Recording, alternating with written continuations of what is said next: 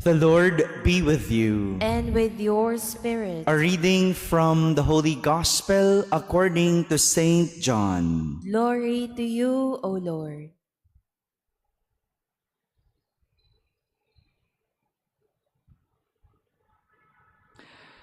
The disciples said to Jesus, "Now you are talking plainly and not in any figure of speech.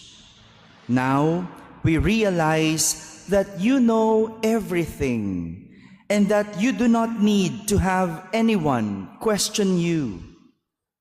Because of this, we believe that you came from God." Jesus answered them, "Do you believe now? Behold, the hour is coming and has arrived when each of you will be scattered to his own home, and you will leave me alone. But I am not alone, because the Father is with me. I have told you this so that you might have peace in me. In the world, you will have trouble, but take courage. I have conquered the world." My friends, the Gospel of the Lord. Praise to you, Lord Jesus Christ. Good morning, my dear brothers and sisters. Our Gospel today is a continuation of last week's Gospel, specifically last Saturday, after Jesus gave his disciples all the assurances that they could hear and get from him, at least before he left them. Today, we heard from the disciples their claim that they understand exactly what Jesus is talking about. Pinapaalam ng mga alagad ni Jesus na nauunawaan na nila siya, na nakikilala na niya o nila si Jesus ay mula sa Diyos. Sinasabi ng mga alagad na naniniwala na sila sa Kanya dahil batid ni Jesus ang lahat ng bagay kahit bago pa man mangyari ang lahat o bago pa man tanungin siya, alam na niya ang sagot. Di ba last week, yun yung paulit-ulit na binibigay ni Jesus? No? Yung hindi pa man siya aalis, binibigyan na niya ng assurance, binibigyan na niya ng sagot yung mga nasa isip ng kanyang mga alagad. Kaya nga ngayon, believe na ang mga alagad, naniniwala na. Kaya nga, ang sabi ng mga alagad sa kanya, hindi na siya kailangang tanungin nino man. Ibig sabihin, hindi na kailangan questionin si Jesus. Kasi bago pa man tanungin si Jesus, may sagot na siya. Bago pa mangyari ang lahat, alam na niya. Kaya sinasabi ng mga alagad, naniniwala na kami sa iyo. But Jesus is not quick to believe. He is not quick to believe. Hindi madaling maniwala si Jesus. For this reason, He told them, "Do you believe now?" Yun yung tanong niya eh. Naniniwala na ba kayo?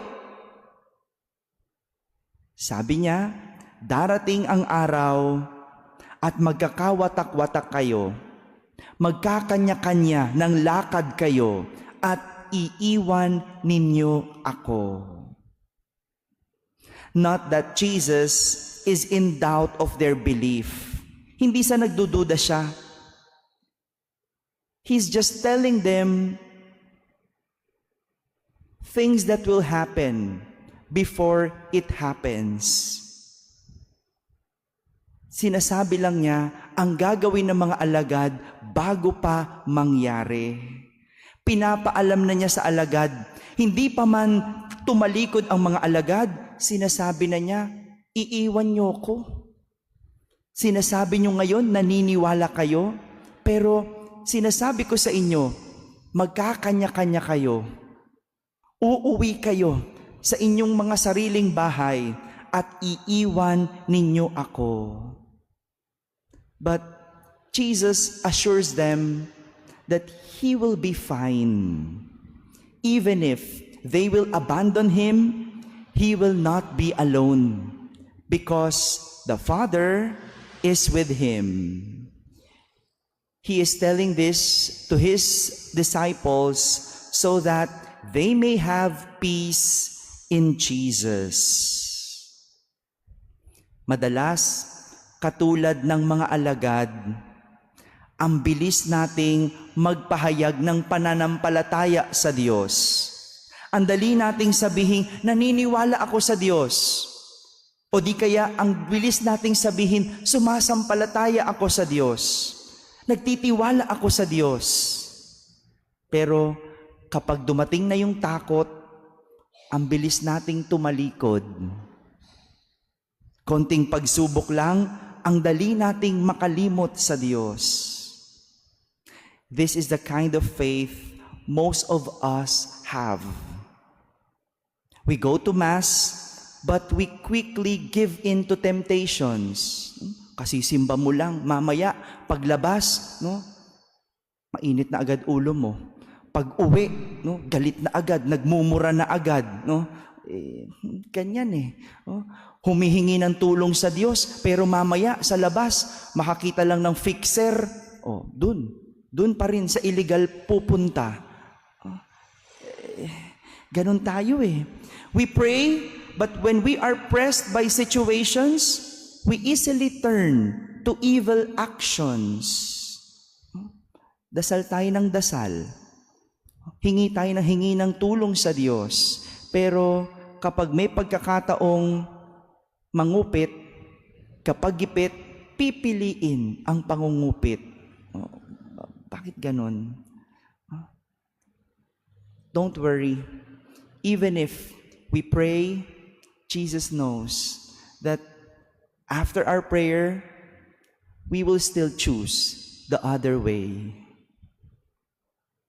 Jesus is just telling us that we rest our peace in Him.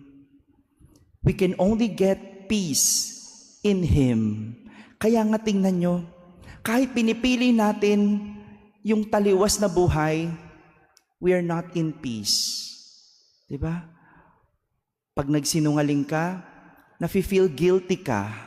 Kapag nakagawa ka ng masama, you don't feel good. Bakit? Because you won't get peace in choosing the other way.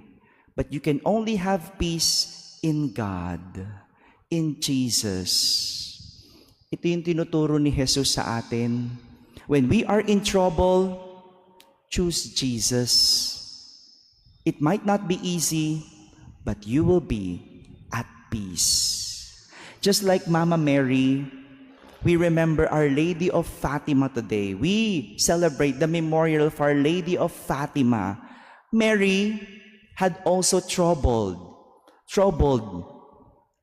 in her heart when God revealed to her the plan of becoming the mother. Nagduda rin siya, naguluhan. She got confused. That's why she asked, how could this be? Since I have no relations with a man, paano mangyayari ito? Gayong ako'y isang dalaga. She had confusions, but in the end, she chose God. Because it's only God she could rest her peace. My dear brothers and sisters, when we are being tested, surrender to God instead. We may have confusion, but surrender everything to God, because turning our backs on God will not solve anything. Rather, it will worsen everything. Amen.